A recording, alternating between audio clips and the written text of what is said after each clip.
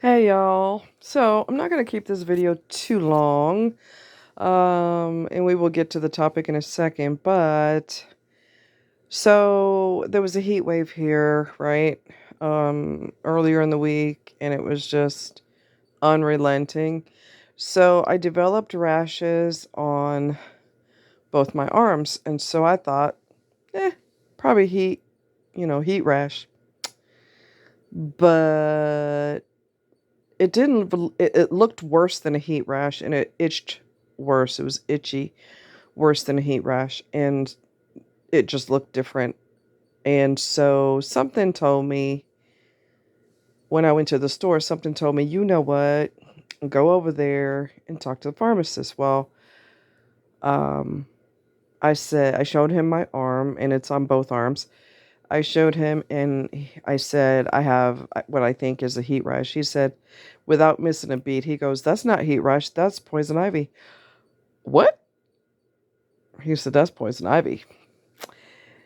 And so the cream that I was going to get, it would work for heat rash or poison ivy, which is the hydrocortisone cream. And so I went ahead and got that. And I've never had it before. I didn't know that I would have a reaction to it because always been in the woods, and I've never one time had an issue. However, I just recently bought a sickle. It's kind of small-ish, but believe it or not, it does a lot of work. I mean, it I'd like a better one, but it's been not too bad for what I've needed it for. So I've been messing with weeds all up and down. I've been cutting back weeds and all this other business. But I always watch videos to see how to use it properly before I dive in. And usually I was wearing gloves, but I don't think I was wearing them. I don't know what happened. I gotta be honest with you. I don't know, because I have been wearing long sleeves. So I don't really know. I don't know. I don't know. So that's where I'm at. I just put some on there just now, some hydrocortisone cream, and to get some relief because it can be itchy and it can be just not a lot of fun. My first time, and I hope my last time getting it, because, like, wow, it's not fun. One more thing before I jump into the topic. So I took my son to get his nails dremeled, which is what the groomers do. They dremel them. They can clip if you prefer, but he doesn't do well with the clipper.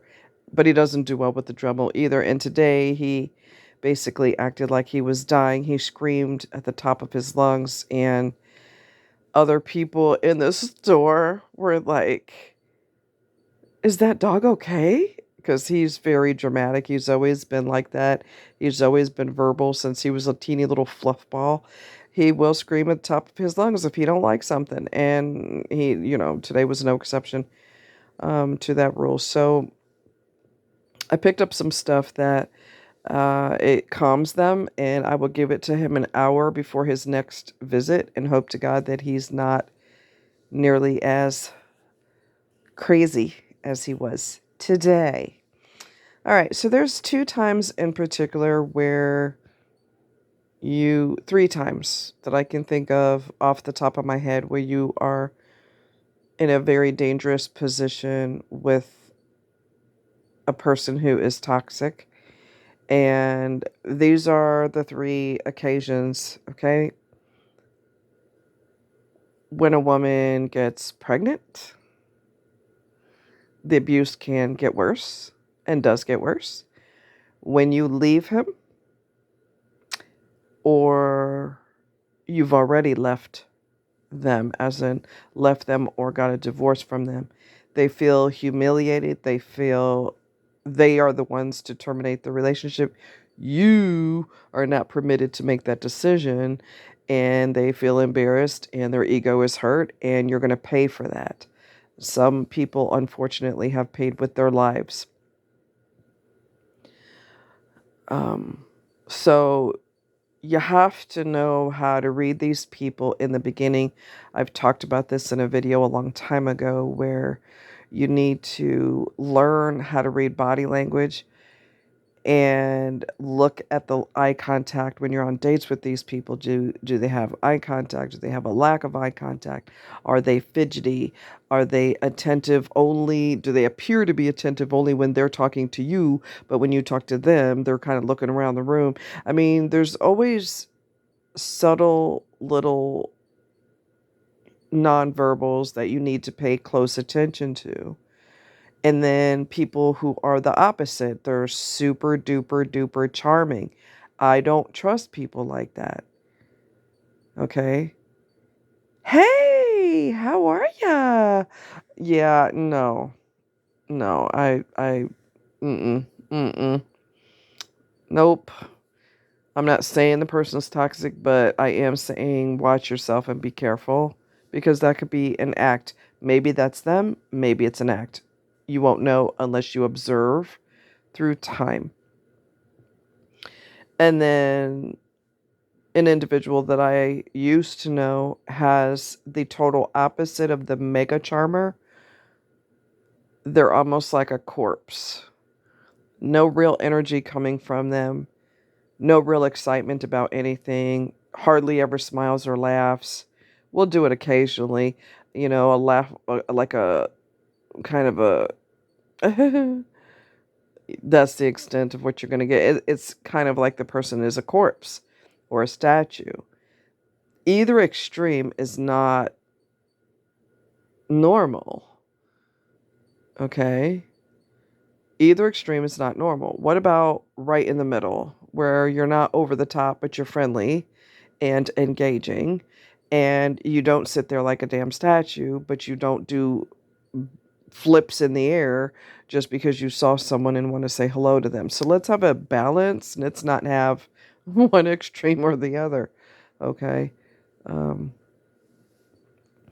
Women are ending up pregnant and they are ending up unalived by their partner. This is becoming a common thing. And it's almost,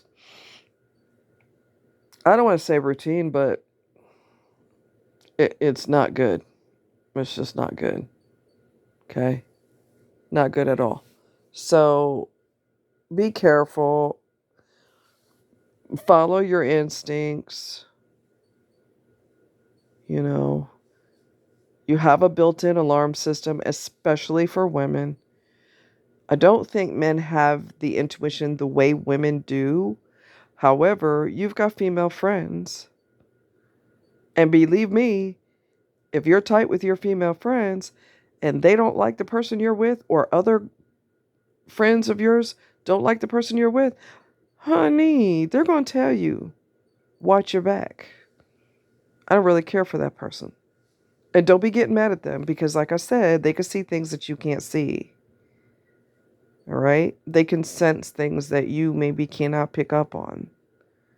So don't get mad at them and you just don't want to see me happy and blah, blah, blah. You can't be supportive. Lose that. Lose all of that. You don't have to like what they said. You don't have to love what they said, but you need to pay attention.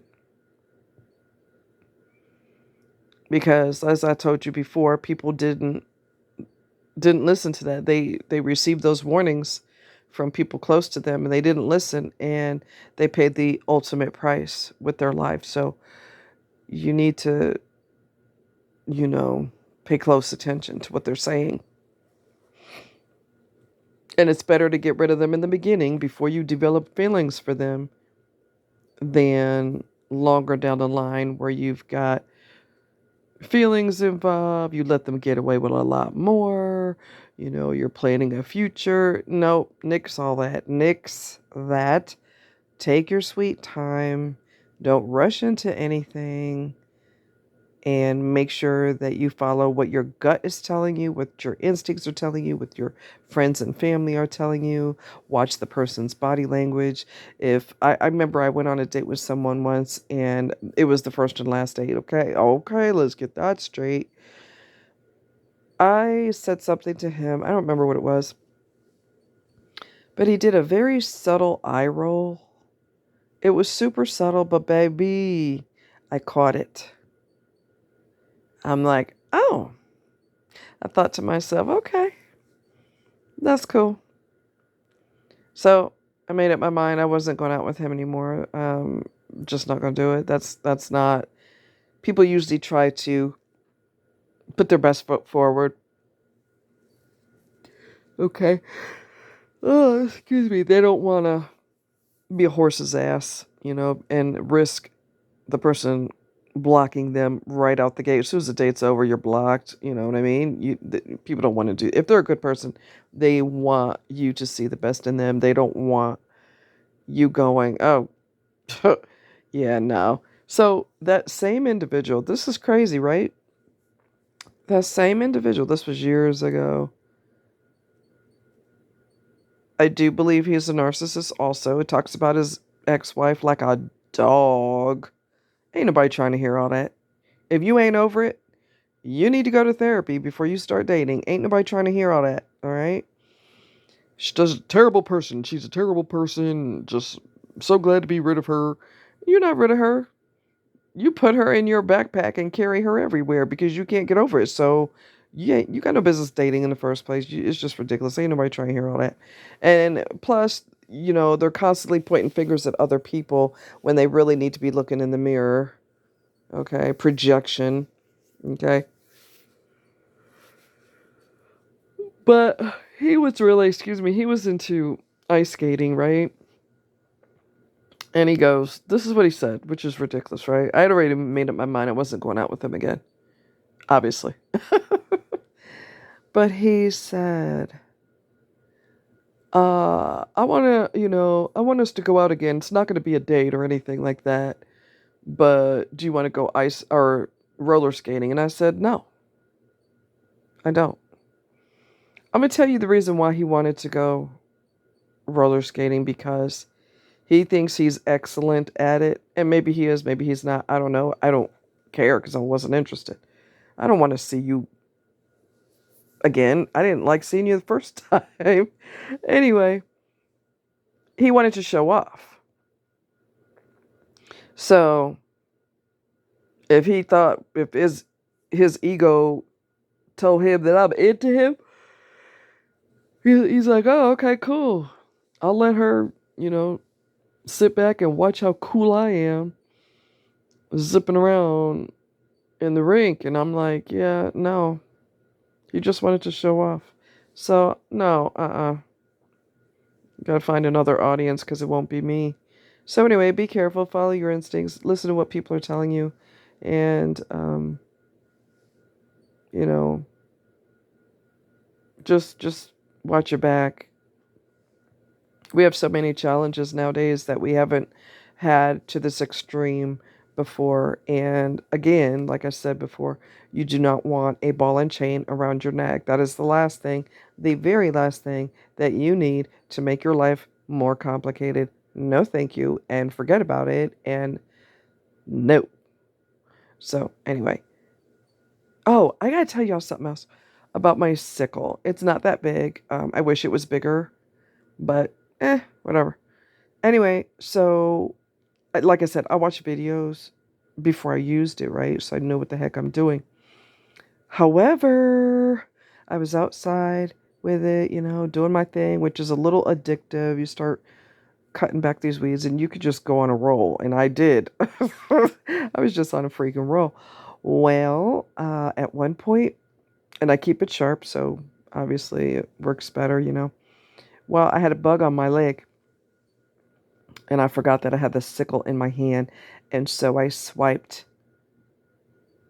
And with the sickle in my hand, I swiped at the bug on my leg. And I did a little tiny puncture in my leg, which is still kind of dark.